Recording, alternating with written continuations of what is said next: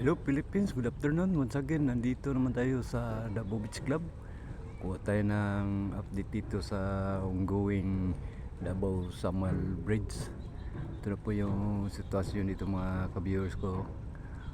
Ayan o, medyo maganda na yung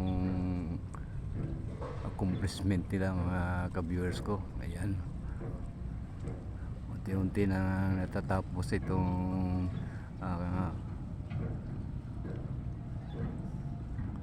Greenway.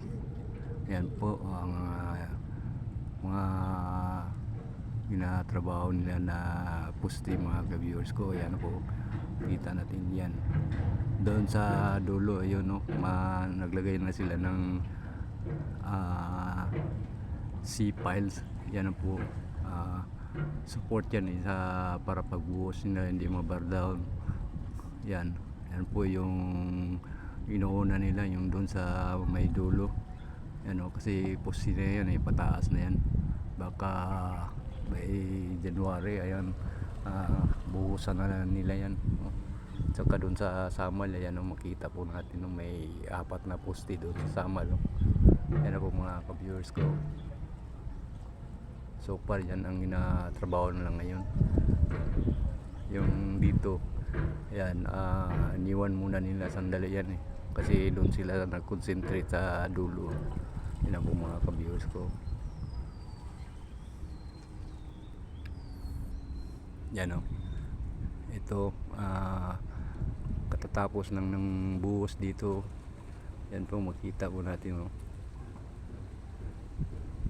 Yan mga ka-viewers ko. At saka ito yan, pero naka-prepare na yung mga materials dyan, ready na yan. At saka yan dyan no, kita natin yung yung drill bit kasi nila, yung boring no. Yan, bago lang yan naghinto. Kanina na drill yan nagbutas na naman yan kanina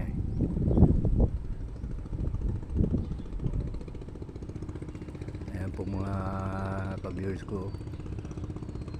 Okay, kung bago ka pa lamang sa aking channel, huwag mong kalimutan mag-subscribe at saka pag-ipindot na rin yung notification bell at saka yung like and share para updated kayo sa lahat ng video kong gagawin.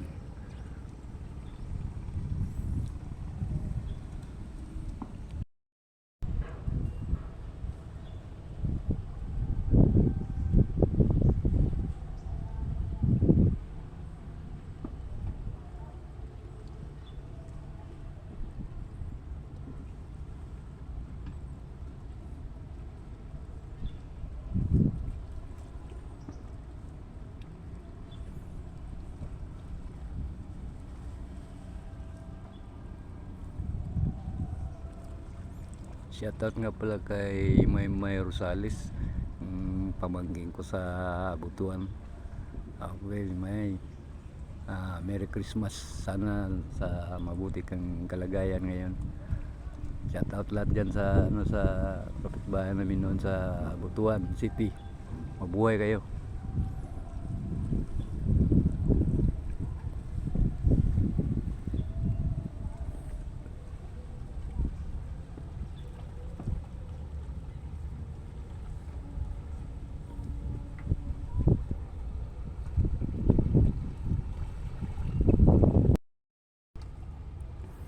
Okay, hanggang dito na lang po tayo. Sana nagustuhan niyo itong video kong ito.